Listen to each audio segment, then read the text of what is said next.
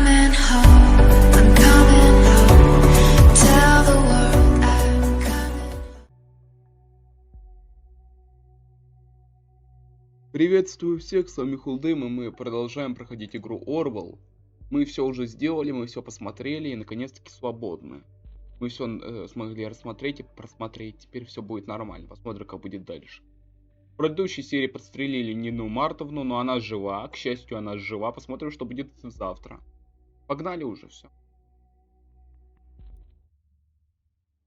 Террористическая атака на центр Сайсермал была предотвращена. А дай мне посмотреть.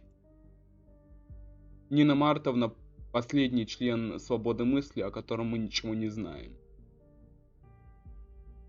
Считается экспертом по взрывчатке из-за ее опыта разминирования в ходе военной службы. Мы смогли связать ее с местами всех взрывов. Она решила сбежать, мы выслали за ней группу захвата. Сосредоточена на заботе о Сине, ранена при попытке оказать сопротивление группе захвата, госпитализирована. Она намекнула, что 2017 год начался для нее плохо, у нее сложные отношения с родителями.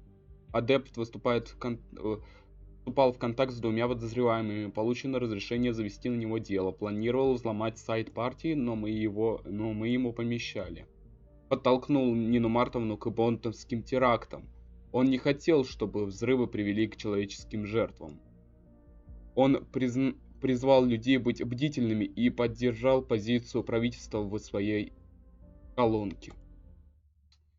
Да, ситуация очень странная. Дыра в памяти или дыра памяти. С возвращением. Я до сих пор не могу поверить в то, что произошло вчера. Мы арестовали человека, естественно, ответственного за взрывы, по крайней мере, все на это указывает. Мы чуть не лишились офицера. Госпожа Мартовна тяжело ранена, но похоже, что она выживет. Могли ли мы поступить иначе? Я правда не знаю. Хуже всего то, что если верить нашей информации, за взрывами стоит Авраам Голдфилдс. Мы должны найти его сегодня же. Должна быть какая-то зацепка, которую мы упустили. Продолжим наблюдать за своими остальными на случай, если появится что-то новое. Ситуация очень тяжелая, Харрисон. Во-первых, тут люди, новые вещи появились. Посмотрим, что будет дальше. Сейчас посмотрим, что тут в правительственном сайте было. Это пипец как долго. Ну, ситуация, можно сказать одно. Мы спасли Мартовну. Нина Мартовна жива, к счастью. К счастью, она жива. Я знаю, я до сих пор помню, что она могла умереть. Так, снова звонок, смотрим. Что будет? О, Даниэл, слушай. Харрисон, это Джулиет. Ты звонишь с работы, сегодня же воскресенье. Слушай, я, конечно, польщен твоим вниманием в последнее время, но я немного занят. Работа в воскресенье. Открой обозреватель, если не веришь. Лондонский теракт? Нина? Это какой-то тупой розыгрыш, да? Если бы. Нина, во что ты ввязалась, черт тебя подери? Более того, я говорила с ней вчера. Она позвонила. Я никогда не слышал ее такой напуганной. Говорила, что за ней кто-то следил, и ей нужно выбраться из города. Она вела меня в курс дела на случай, если с ней что-то случится. Потом она быстро собрала самое необходимое и отправилась своей дорогой. Мне она тоже писала о том, что за ней следят. Думал, что это хакер, который взломал наш сайт. Что она тебе рассказала? Она подозревала, что ее звонки прослушивают. Подробнее объяснять не стала. Я точно не знаю, но подозреваю, что это могла быть полиция. Охуенно, блин. Думаешь, им много времени понадобится, чтобы узнать о ее связи с нами? Да, они могут прямо сейчас слушать, как мы тут, блять, Нину обсуждаем. Зачем им это? Мы же ничего не сделали, ведь правда же? Конечно, черт подери, но уже совершенно очевидно, что эти правительственные крысы пытаются нас подставить. Взрывы были в тех же местах, где мы устроили митинги. Понятно. Он подозревает, что это правительство. А теперь ты мне расскажешь, что вчера говорила с Ниной. Вполне естественная реакция. Это они нас подставили, потому что мы точно ничего не делали. Я почти понимаю. Почти. Теперь мне расскажешь, что вчера говорила с Ниной. Вот тебе и доказательство вины, которого они ждали. Нам крышка, Хэм. Ты правда считаешь, что нас подставляет правительство? Я думала, ты теперь весь такой ура-патриот, когда читала твои статьи. Зачем им охотиться на нас? Почему сейчас? Что мы такого сделали? Мы уже слишком выступались против них. Хрен его знает. Хэм, нам нужна помощь, лучше подстраховаться. Помощь? Ну и кто нам поможет? Можно попробовать связаться с Джозефом Лэнгли. Кем? Это адвокат Кассандры. Разве не помнишь? Тихо. Ава знал Джозефа. Он поймет, в какой ситуации мы оказались. Ава знал Джозефа и с ним недавно говорил. Они знакомы? Отлично. Отлично, это может быть важно. Я запрошу разрешение сделать Джозефа Лэнгли подозреваемым. Еще один человек в нашей базе данных, потому что мы так уверены в своей правоте.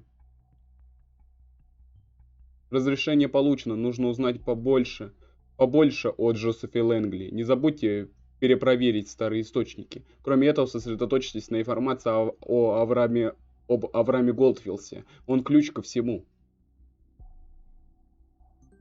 Долбанный адвокат что-то от него хочет, чтобы он бросился против закона? Против правительства? Ну, боже, Джулия, ты серьезно? Он составляет законы. Они составляют законы, они их и нарушают. С ними надо разговаривать на языке, который они поймут, а не на том, который им удобен. Значит, у тебя есть план получше, так что ли? Нам нужно привлечь людей на свою сторону, переломить ситуацию. Авраам это понимал. Ага, конечно, он и правда это понимал. То есть сейчас ты хочешь чудом осуществить то, чего свобода мысли безуспешно добивалась 1,5 года? Речь не о свободе мысли, я говорю о самозащите. Ну тогда каков твой план обороны? Есть тут один паренек. Паренек?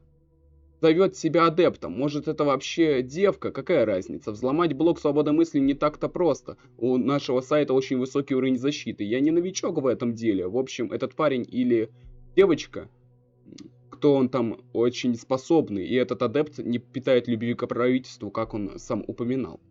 Ты хочешь довериться незнакомому хакеру, взломавшему сайт свободы мысли, просто потому, что он не любит правительство? Зачем ему сначала угрожать нам, а потом предлагать помощь? Я с этим разберусь, Джули. Уломать этого адепта труда не составит. Представь, какие возможности нам даст хакер в команде. Так, это про нее. У тебя в URL тоже тот же ник, Джесси Кер. Думаю, это будет безопаснее, чем созвоны. Ладно, знаешь что, поступай как хочешь, я буду делать то, что считаю нужным. Так, это скорее всего к сайту. Да, он самый, давай. Да уж, прекрасно началось воскресное утро. Береги себя, хорошо? Ты что, волнуешься за меня, Джули? Я не знал, что ты все еще... Ой, да ну тебя. Пока, Гарри. Так, где еще? О. Так, ясно, это новое сообщение от этого чувака. Надо следить очень сильно, я теперь очень сильно тороплюсь, потому что тут очень много чего зависит от ситуации, от времени, вообще успею я что-то сделать, не успею. Я очень тороплюсь, из-за этого простите, если я буду торопиться. Я просто очень волнуюсь. После того момента, именно с погоней за Ниной, я очень волновался. Я очень взволнован, скажем так. Ой. Вот, из-за этого я буду стараться, скажем так, сделать все более или менее хорошо и прекрасно. И надо же как-то все сделать получше. Так.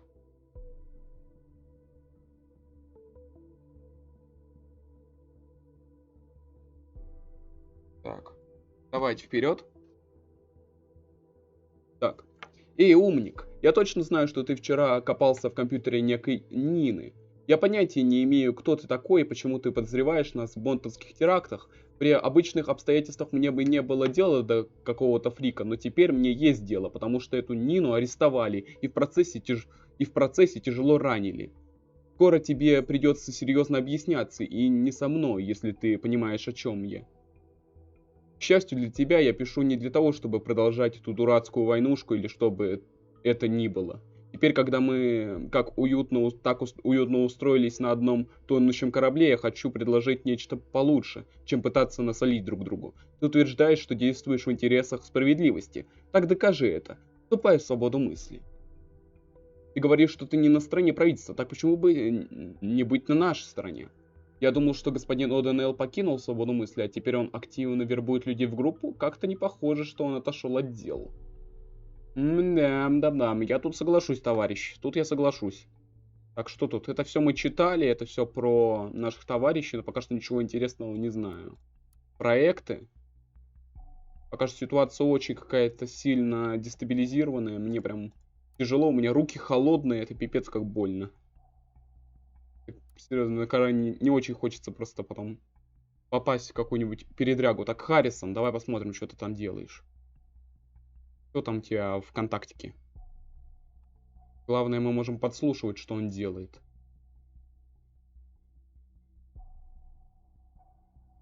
Пока что тут ленивое воскресное утро. Это будет мой день. Я это, блин, чувствую. И если кто-нибудь узнает эту женщину рядом со мной, дайте знать.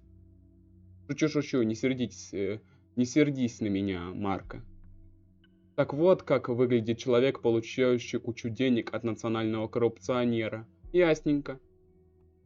Ах, мне кажется, он и является... Вот мне все больше кажется, что именно он за всей этой говной стоит, блин. Террорист. Именно он. Да, смотрите. Предполагаемый организатор боннских терактов арестован.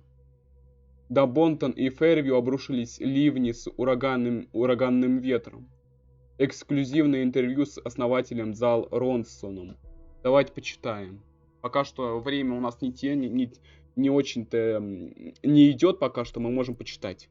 Так, расследование увенчалось успехом. Подозреваемая в организации... Слушайте, мне тоже не нравятся эти отчеты, но нужно было скрыть тот факт, что это случилось на публике. Нельзя пугать людей. Иногда их правда и наши должны различаться для общего блага. Расследование увенчалось успехом. Подозреваемая в организации боннских терактов арестована в своей квартире. У нее были обнаружены взрывчатые вещества. Делакруа высказывает облегчение. Ясно, теперь ясно. Бонтон, организатор недавних террористических актов в Бонтоне, арестован. Вчера вечером группа спецназа проникла в квартиру Нины М., главной подозреваемой в терактах. В ходе операции Нина открыла огонь по полицейским. В результате перестрелки подозреваемая получила ранение. Обыскав квартиру арестованной, спецназ обнаружил несколько самодельных взрывных устройств, изготовленных с использованием доступных химикатов, оборудования и военного снаряжения. Следственные органы указали, что снаряжение было выдано Нине М. во время военной службы, и она получила разрешение сохранить его после увольнения в 2011 году. Могло ли это послужить поводом для терактов со стороны Нины М. В настоящее время неизвестно. Подробности могут появиться после допроса преступницы. Министр безопасности Кэтрин Делакруа высказала облегчение по поводу произошедшего. Наши усилия по розыску опасной преступницы наконец-то увенчались успехом. Эффективность наших методов расследования никогда не вызвала у меня сомнений. Черная глава в истории Бонтона и всей нации закрыта, заявила Делакруа. Эх, ну что ж, ну хотя бы ты жива. Конечно, я сомневаюсь, что тебя там будут любить в тюрьме. И есть вообще подозрение, что тебя вообще могут прибить к хренам в виде какого-нибудь инцидента, и тебя просто убьют. Ну, это твои проблемы. Не хрен было людей взрывать, блин. Серьезно. У вас идеи довольно-таки, и серьезно, это движение свобода мысли за все хорошее против всего плохого как-то странновато, честно говоря. Они просто против слежки, против тоталитарного государства, а вот основную машину они никак уничтожать не хотят. Порывы ураганного ветра сеют разрушения в Бонтоне и Фэрвью. Множество поваленных деревьев, поврежденных зданий и машин. 4 получили ранения. Пожарные легализовали более 300 случаев возгорания. На Уильстон-стрит в Фэрвью множество машин оказалось раздавлено деревьями. Фото такое-то. Бонтон-Фэрвью. Прогноз метеорологов на субботу был неутешительным, но никто не ожидал бедствий подобного масштаба. Ураган в регионе Бонтон-Фэрвью повалил множество деревьев, которые заблокировали улицы и погребли под собой немало автомобилей. К счастью, сведений о погибших не поступало. Лишь 4 получили ранения, однако материальный ущерб может исчисляться миллионами. Пожарная служба в этом регионе получила более 300 вызовов, причем по началу работы спасателей сильно затрудняли завалы на дорогах. Метеорологи подтвердили, что ураган вошел в десятку сильнейших ливневых штормов в Бонтоне и Фэрвью за всю историю метеонаблюдений в этом регионе. Отлично. Давайте почитаем следующее. Потом продолжим расследование. Эксклюзивное интервью с основателем Зал Лонсоном. Наш репортер Джеффри Пэкстон получил уникальный шанс взять интервью у основателя сети Зала Тайлера Ронсона, открывшего свой 100-й фит-центр. Вы только что открыли свой 100-й фит-центр, зал в нации? Как ощущение? Хорошо. Журнал Projection Magazine сообщил, что вы лично приехали туда перед торжественным открытием, чтобы проверить все оборудование до последней гантели. Самостоятельно, прежде чем дать зеленый свет. Это так? Конечно, я проверил каждый фитнес-центр, зал, который открывал. Правда, вы, должно быть, шутите? Нет, не шучу. Хорошо. Итак, Подожди, это, окажись... Кто там брал? Джеффри.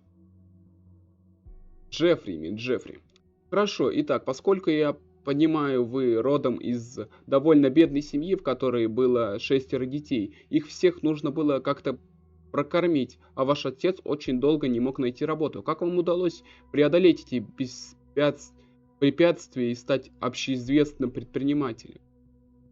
Мой отец часто говорил мне и моим братьям: парни, нет такой проблемы, которую нельзя решить. Смело идите навстречу препятствиям и бейте их со всей силы в морду. Так я и поступил.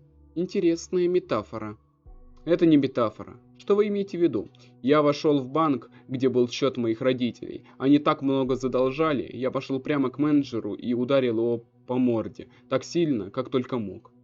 Должен сказать, я, мягко говоря, впечатлен. И каков был результат? Ну, он упал. Сильно ударился головой о стеклянный столик. И когда очухался, заявил, что впечатлен моей силой и решительностью. Он предложил инвестиционную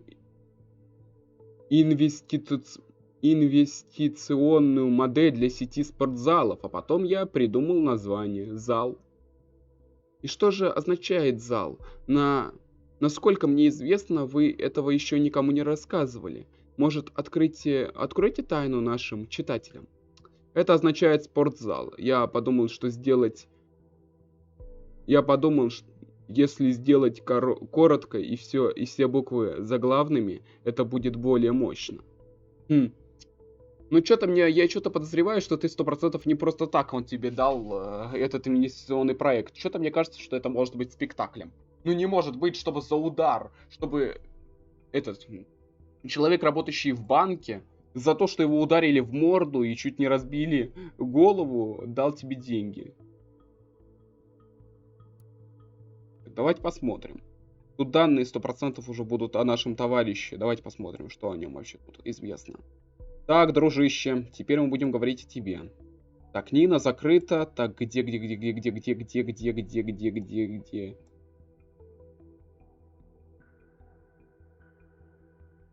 Нет, это жена. Мари Блейн, это ее родители. Джозеф Лэнгли, вот я тебя нашел. Давайте добавим фоточку теперь. Есть какие-нибудь еще данные интересные? Теперь хотя бы у нас есть фоточка. Хорошо. О, Мартовна, что у нас сделали с ней? Убийство 2 и более лиц, обвинения засекречено. Изолятор временного содержания засекречено, арест произошел засекречено. На приказ сдаться подозреваемая отреагировала агрессивными выкриками. Она достала пистолет и направила его на одного из специальных агентов. Затем подозреваемая открыла огонь, ранив специального агента в левое плечо. Защищаясь, специальный агент выхватил пистолет и открыл ответный огонь, ранив подозреваемую в левую ногу, и в результате чего она упала на землю. Подозреваемая была задержана на месте. Ей была вызвана скорая помощь, и медработники доставили пострадавшую подозреваемую в Бонтонскую городскую больницу, где она в данный момент пребывает под строгим надзором.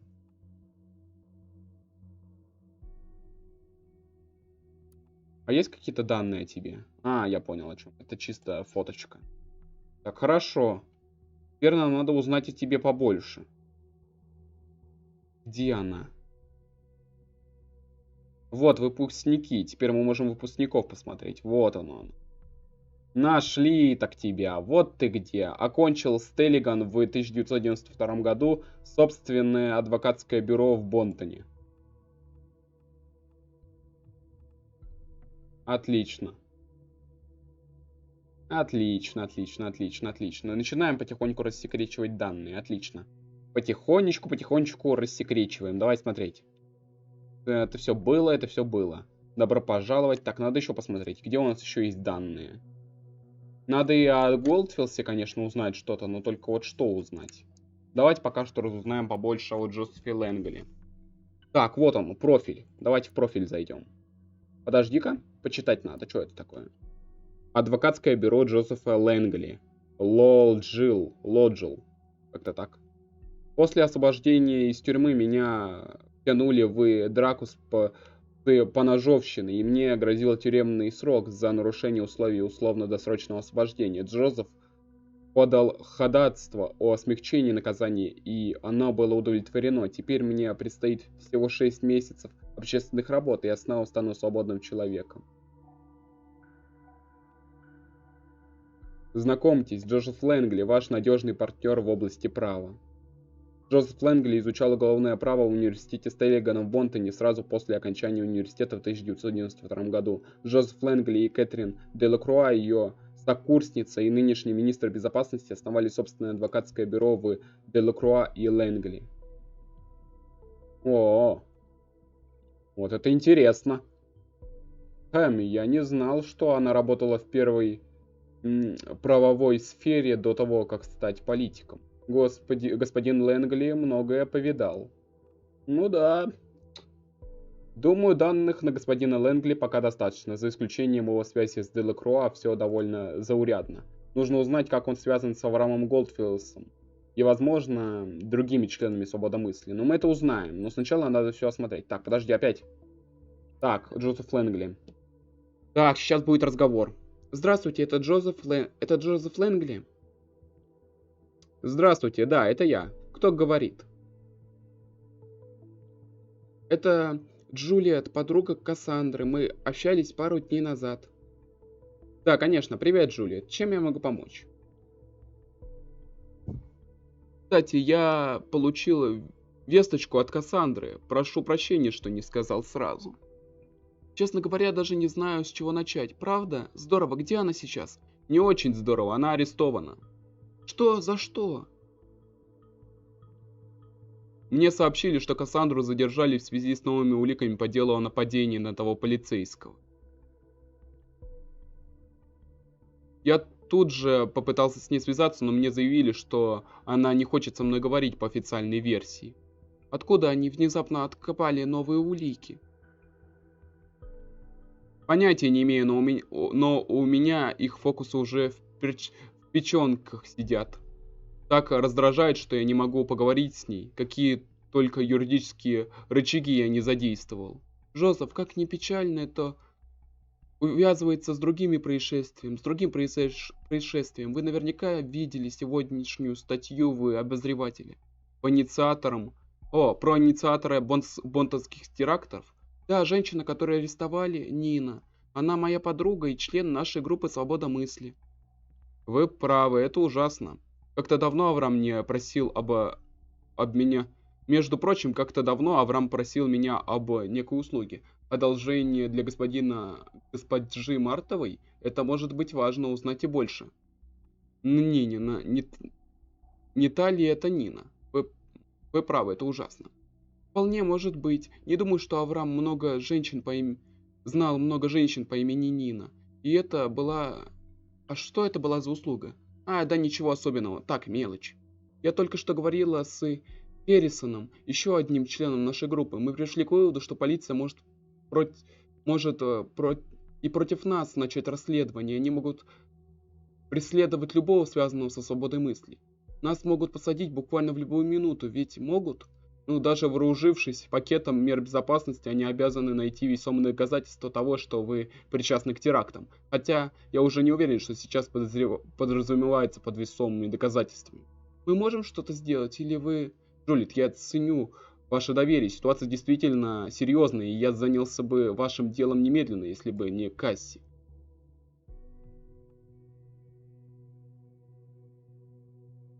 Ладно, это не буду. Однажды я неправильно расставил приоритеты и теперь должен выручить Кассандру, чтобы искупить вину.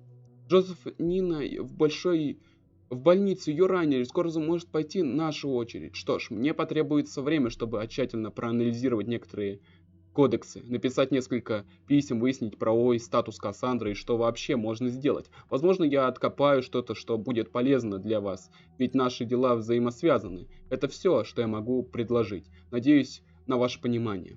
Я понимаю, спасибо, вы меня немного успокоили. Жаль, я не могу сделать больше. Свяжусь с вами. Хорошо, до свидания. До свидания, Джульет. Новый, вот он.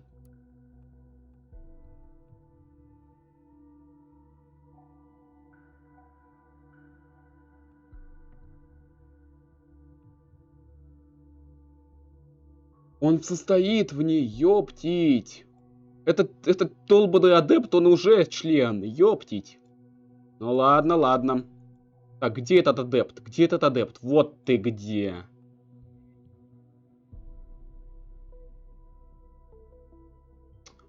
Он уже член группы. Тогда почему мы не нашли никаких намеков на его связь со свободой мысли? Вот сюда я переходить не буду. О, нет, нет, нет, я сюда не перейду. О, нет, нет, нет, это ловушка. Это 100% ловушка. Он, блин, он не дебил. Я уверен, он не дебил. Если я сейчас перейду, он 100% меня отследит к хренам собачьим. Он меня отследит. Не, пошел нахрен, я не перейду.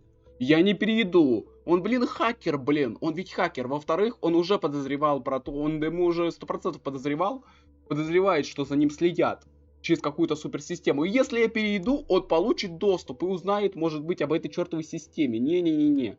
Вирусы, блин, я еще по жизни научен, что переходить по ссылкам сразу нельзя. Особенно если это, блин, хакер, который может крайне быстренько военная служба в армии нации 1983 года. Сомневаюсь, что это говорит о наличии боевого опыта.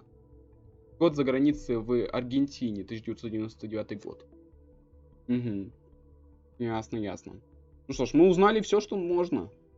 Продолжаем исследовать. Я не перейду по этой ссылке, пока не добуду дополнительную информацию по этому товарищу. Вот он. Джозеф Лэнги взялся за защиту Хендрикса, в ходе которой смог убедительно доказать, что Хендрикс действительно действовал от имени Министерства транспорта Гринуэль.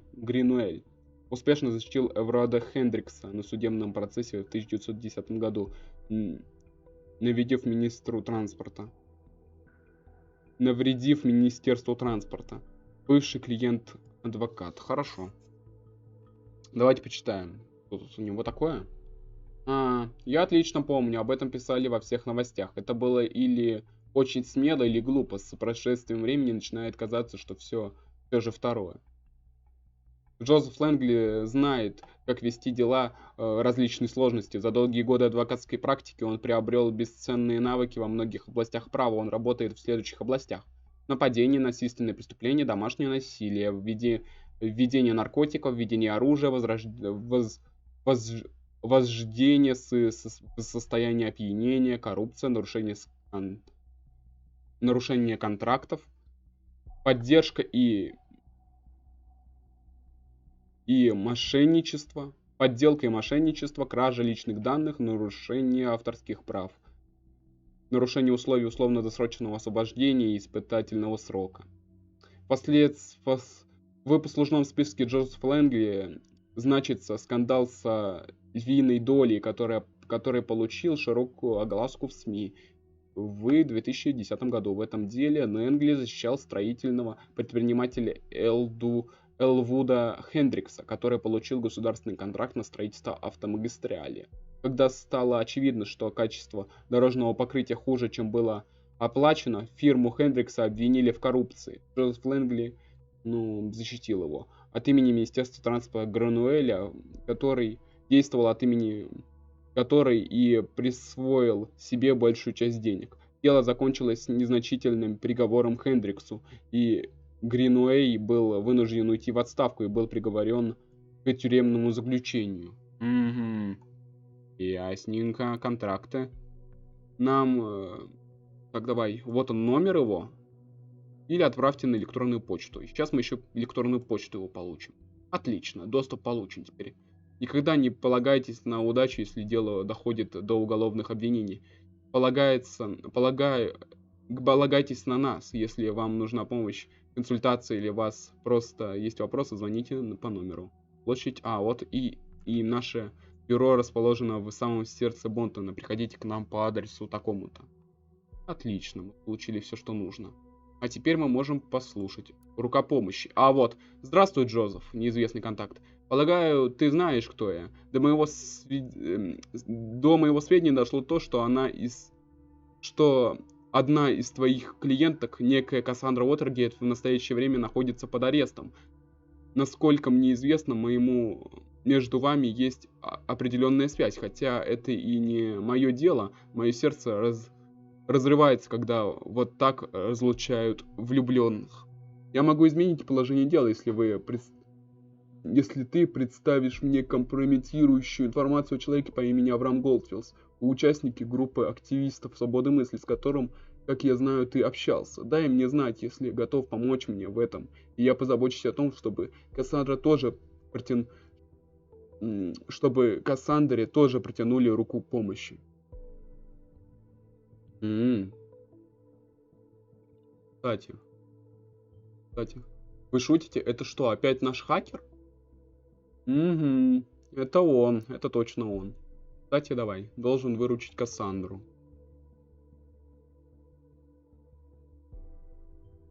На его месте я бы тоже попытался вытащить оттуда свою девушку.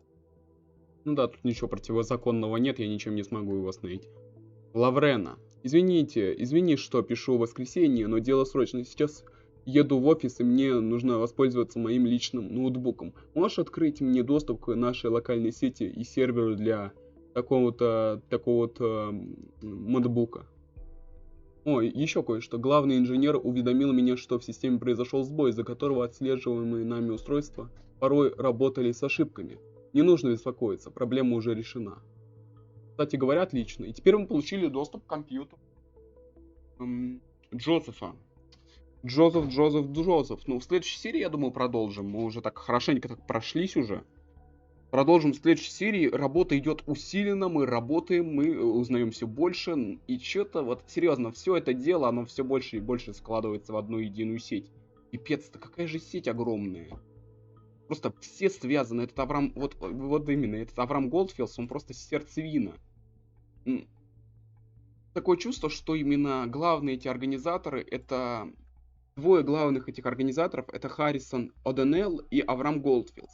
Потому что мне очень кажется, что именно они являются сердцевиной всего движения. Нина, она уже отошла от свободы мысли и действовать перестала. Это трое. Вот эти главные трое, это главные злоумышленники. Все остальные, Кассандра, Уотергейт и Джулиет, это лишь помощники.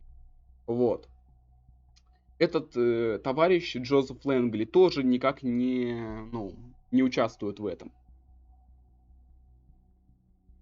Тут эти четверо, это самые главные подозреваемые. Мне кажется, что после того, что Голдфилдс пропал, в главенство взял именно Харрисон О'Доннелл. И, возможно, именно он подбил Нину Мартовну на эти взрывы. Потому что мне кажется, что под его руководством, она же сказала, что единственный, кто на это может пойти, это Харрисон О'Доннелл. И именно он. Он именно достаточно именно, ну, морально подкованный, чтобы именно на такое решиться. Хакер тут точно не имеет значения, потому что сам хакер осуждает взрывы. Он точно бы не стал бы тут участвовать. Кассандра и Джульет, они тут сразу отлетают, они вообще против насилия, так же бы, как и хакер, отказались бы действовать. Из-за этого взрывать, блин, чертовы памятники. Из-за этого тут такое вот дело. О, неизвестное лицо. Джозеф, готов? Не перегружай себя. Лаврена. Подожди. Скорее всего, мне надо это. Лаврена. Вот дело. Лаврена. Понятно, понятно, понятно. Это, скорее всего... Кто, я не знаю. Мама его. Девушка навряд ли, потому что он встречается с Джульет. Ладно. Ой. Тяжело, пипец как тяжело. Но 100% объедини усилия. Объединим усилия, умник, я точно. По этому сайту я переходить не буду, по крайней мере, пока не узнаю больше о Аврааме Голдфилсе. Нам получится сделать это без перехода на этот сайт. Я туда переходить не собираюсь. Это 100% ловушка. Вот 100% ловушка. Ну серьезно.